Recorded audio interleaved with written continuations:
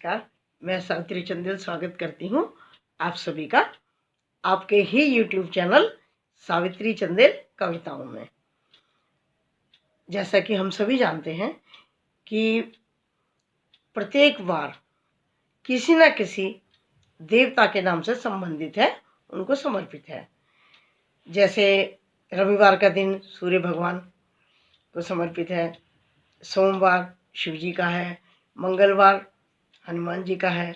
उसी तरह से बुधवार का दिन प्रथम पूज्य देवता विघ्न विनाशक गौरी पुत्र गणपति का है।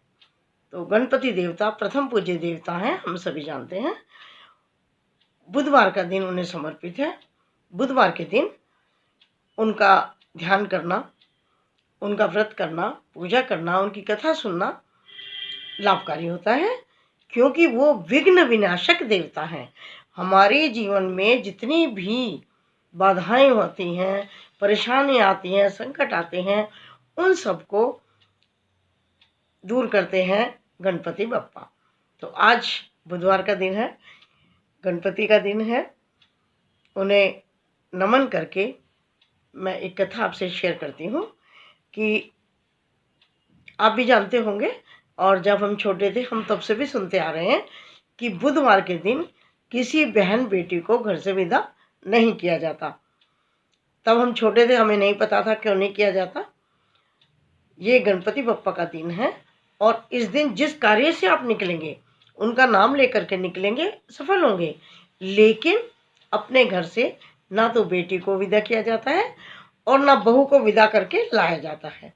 तो एक गांव में एक व्यक्ति अपनी ससुराल गया, 2-4 दिन वहाँ रहा, और उसके बाद वो कहने लगा कि अब हमें जाना है। तो जो ससुराल पक्ष के लोग थे, सबने कहा कि आज बुधवार है और बुधवार के दिन बहन बेटी को नहीं भेजा जाता, आप कल चले जाना।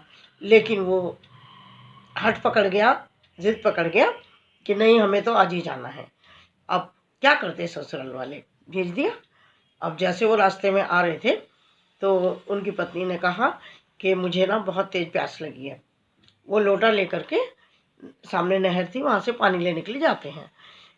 जब वो लौट करके आता है पानी लेकर के, व्यक्ति आकर क्या देखता है